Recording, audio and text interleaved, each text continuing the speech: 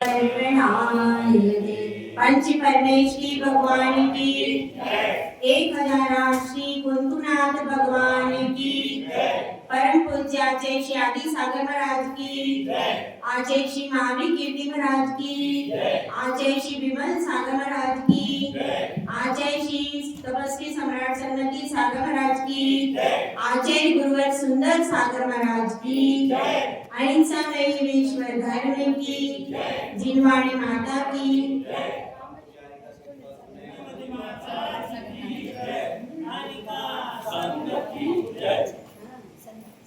दीपावली के त्योहार के पहले एक तिथि आती है जिसे कहते हैं धनतेरस।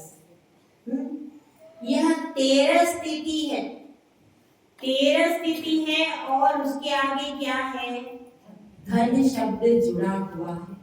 लेकिन वास्तव में यह जो तेरस तिथि है, इस तिथि का संबंध किससे है? इस तिथि का संबंध है महावीर भगवान से। आपको याद होगा चैत्र शुक्ला त्रयोदशी यानी तेरस, चैत्र शुक्ला त्रयोदशी तब उनका जन्म हुआ और फिर उनका निर्वाण कब हुआ? निर्वाण के पहले की तिथि है ये क्या? यह तेरस और यह तेरस बहुत महत्वपूर्ण है। क्यों महत्वपूर्ण है? कि अब तक वे समूह शरण में थे। कौन? महावीर अरहंत प्रभु के रूप में वे कहाँ थे? समूह शरण में उनकी दिव्य ध्वनि खिल रही थी। लेकिन आज के दिन उन्होंने क्या कर दिया? समूह शरण का त्याग कर दिया। समस्त परिग्रह का, जो कि वैसे तो उनको कोई परिग्रह स्पर्श भी नहीं कर रहा था, समस्त गो कमल से भी अलिप्त थे, जो उनके नीचे था, जो सिंहासन था उससे भी अलिप्त थे, बिल्कुल अलिप्त अवस्था उनकी थी।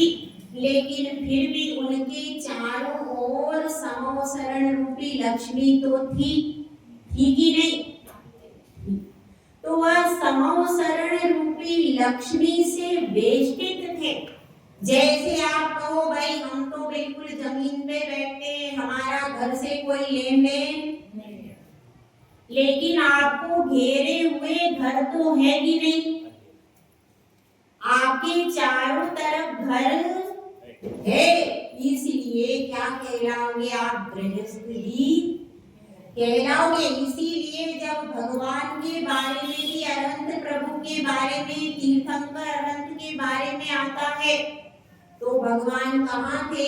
समूह शरण में विराजित थे। ऐसे ही कहते हैं ना भाई, समूह शरण में विराजित तीर्थंकर अनंत प्रभु, ऐसा ही कहा जाता है। और उस समूह शरण में 3 लोग की उत्कृष्ट से उत्कृष्ट संपत्ति उस समूह शरण में है। भले ही भगवान को उसकी कोई राग नहीं है, कोई इच्छा नहीं है, कोई उससे मतलब नहीं है, परंतु तीनों लोगों में सबसे उत्कृष्ट अगर कोई है तो कौन है? अनंत भगवान। तो इसलिए उनके चरणों में सारी लक्ष्मी आ जाती है। तो यहाँ पर बात चल रही है, एक तो तेरस को उन्होंने जन्म लिया और जन्म लेकर के घर में आए जहाँ पर अपार वैभव, और एक तेरस को उन्होंने समूह शरण रूपी लक्ष्मी का त्याग कर दिया। अब बिल्कुल सारा कुछ छोड़ करके अब कहाँ आ गए? बाहर। बाहर आकर के वृक्ष के नीचे बैठ जाते हैं।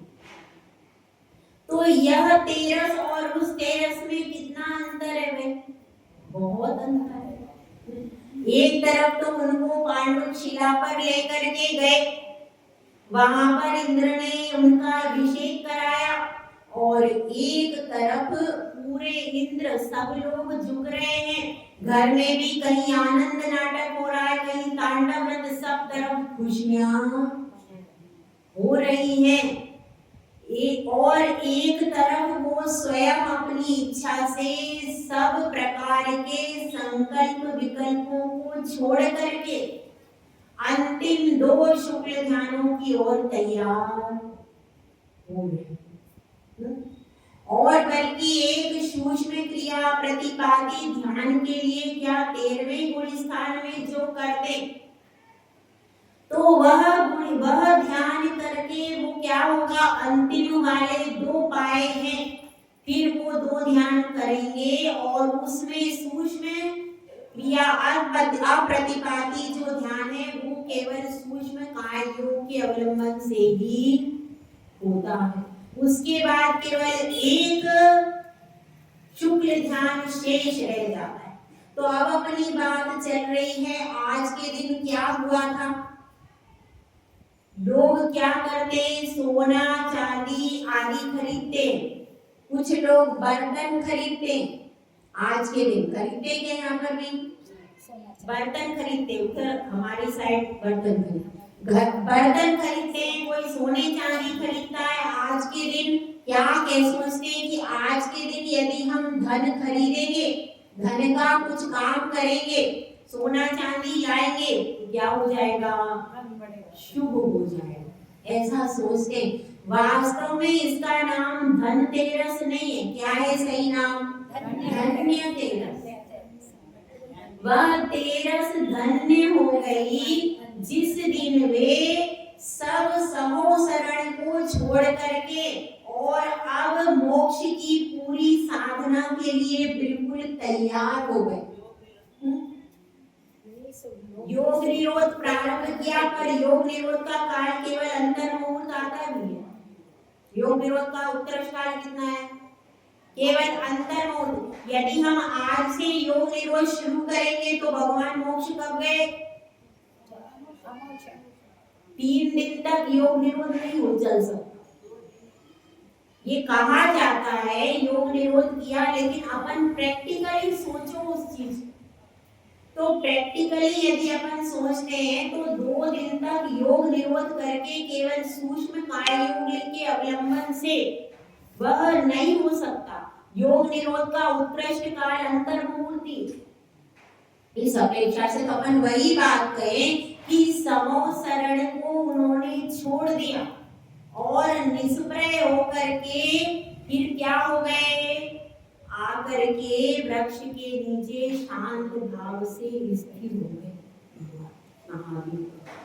फिर वो कब होगा, जब मोक्ष जाना है उसी के अंतर मुहूर्त पहले ये सारी क्रियाएं होंगी और उसके बाद फिर वे मोक्ष में चले जाएंगे।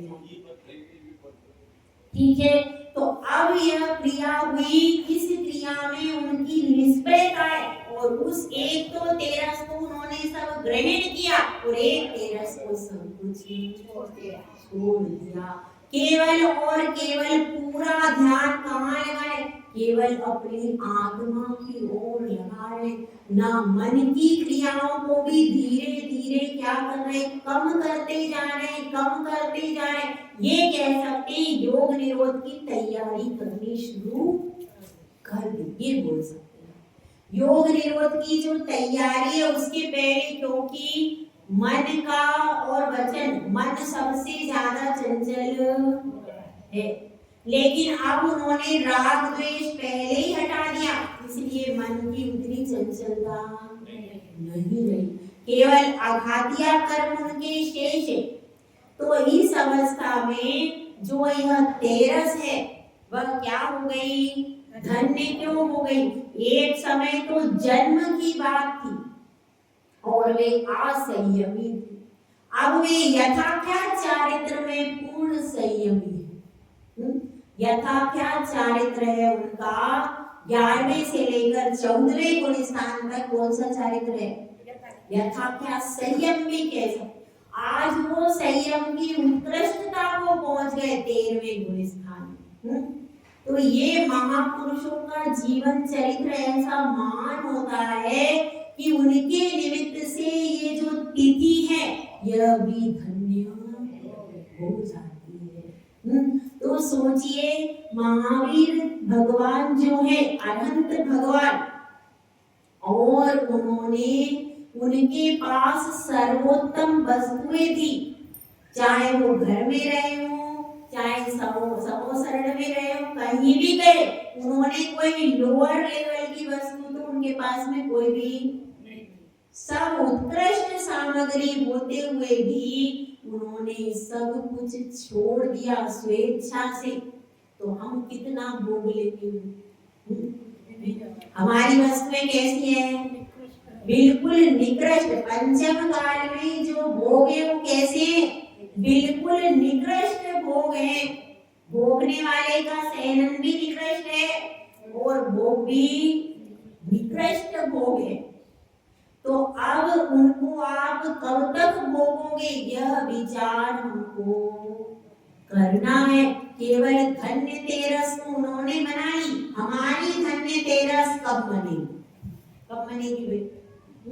हमारी धन्य तेरस कब बनेगी, इसका विचार हमको करना है। तो यह धन्य तेरस हमको क्या सूचना दे रही है कि जिस प्रकार से उन्होंने संयम की पराकाष्ठा को शुरू कर लिया, पराकाष्ठा तक पहुंच गए हो, तो हमको भी अगर कोई धन है जीवन में तो संयम धन है।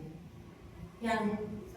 संयम सबसे बड़ा धन है, चारित्र सबसे बड़ा धन है। उससे बढ़कर के जिसने चारित्र के ऊपर अपना पांव रख दिया तो अब उसको बाहर का वैभव अपने आप प्राप्त हो जाता है, लेकिन उसकी दृष्टि बाहर के वैभव पर नहीं होती। क्यों नहीं होती? क्योंकि वह जानता है ये मेरा नहीं है, मेरा क्या है, अंतरंग का जो अनंत चतुष्टय है वह ही मेरा है।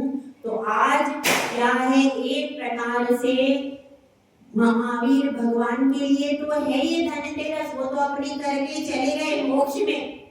हमको प्रेरणा ये लेनी है कि हमारे पास तो परिग्रह कम है, लेकिन उस परिग्रह को भी हमारे छोड़ने के भाव और वो उत्कृष्ट से उत्कृष्ट भोगों को छोड़ करके